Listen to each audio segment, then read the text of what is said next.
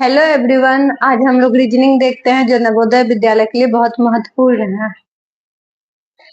पहला क्वेश्चन है जिसमें विभिन्न चित्रों की पहचान करना, जिसमें आपको 4 ऑप्शन आएंगे, जिसमें से 3 आपको सेम मिलेंगे और एक भिन्न होंगे जिसमें आपको मार्क्स करने हैं। ए बी सी डी में डी नंबर भिन्न है जिसमें हम मार्क्स करेंगे। ए बी सी तीनों में केंद्र पे है पेंसिल का नोक और डी में भिन्न है, वो केंद्र के में कटा हुआ है। डी में जो वृत्त के किनारे में है पेंसिल का नोक। सवाल नंबर 2 में भिन्न चित्रों की पहचान करना है। ए नंबर ऑप्शन में 3 लकीर खड़ा है और 3 लकीर सोया हुआ है।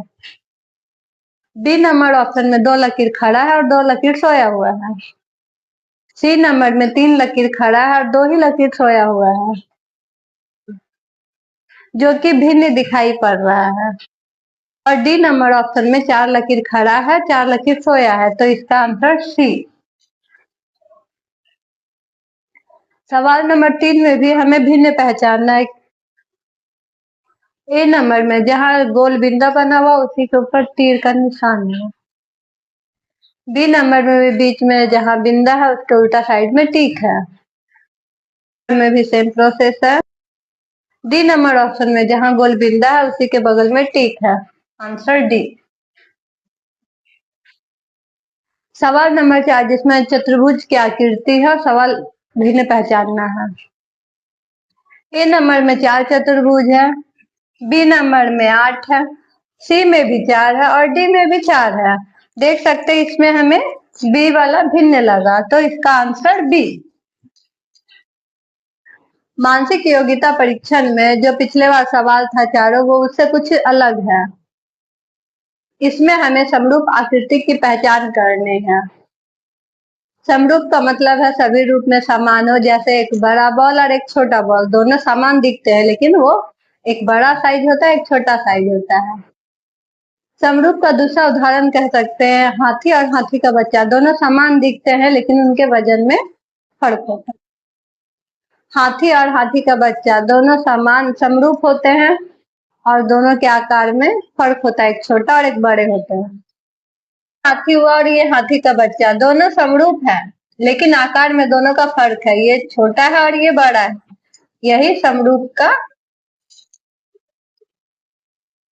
तो समरूप का उदाहरण आप लोगों ने समझ लिया, हाथी और हाथी का बच्चा। अब हम लोग सवाल पे आते हैं। प्रश्न आकृति को बिल्कुल ध्यान से देखिए, कौन प्रश्न से बिल्कुल सेम है। ए नंबर में ऊपर में त्रिभुज नहीं बना हुआ है। बी नंबर में नीचे में दोनों अर्धगोले नहीं बने हुए हैं। सी नंबर में कलर है वो ए से बिल्कुल अलग है। डी नंबर प्रश्न से बिल्कुल सेम मिल रहा है, आंसर डी नंबर है। प्रश्न नंबर 6 जो बिल्कुल लग रहा है इडली बनाने की मशीन है, आप देखिए कौन ये प्रश्न से मिल रहा है। कौन सा ऑप्शन बिल्कुल समरूप है। बी नंबर सेम प्रश्न से मिल रहा है। प्रश्न नंबर 7 इसमें तो कैरम बोर्ड बना हुआ है, कैरम बोर्ड, और ये तो ऑप्शन बी में है, इसलिए इसका आंसर बी हो जाएगा। प्रश्न नंबर 8 में तीर बाई साइड झुका हुआ है, ऊपर खड़ा है और बाएं साइड झुका हुआ है, इसका समरूप आकृति ऑप्शन नंबर डी है। एक प्रश्न है जिसमें 4 ऑप्शन दिए हुए हैं, जो ये प्रश्न को पूर्ण करेंगे वही उसका आंसर होगा, जो इस प्रश्न चिन्ह में लगेगा वही उत्तर होगा। प्रश्न चित्र में 4 बक्से बने हुए हैं, 3 बक्से में डिजाइन बना हुआ और एक बक्सा खाली है। इसी खाली बक्से में जो डिजाइन लगेगा वही हमारा उत्तर में दिया हुआ है, तो ये मुझे बी नंबर सरल लग रहा है। ये तो बहुत आसान है, आप लोग भी ट्राई करके देख सकते हैं, जिसमें बी नंबर लगा। सवाल नंबर 10 ये भी वैसा ही है, बिल्कुल गोल डब्बा है जिसका एक स्थान खाली है, तो इसका आंसर सी हो जाएगा। बहुत ही आसान है।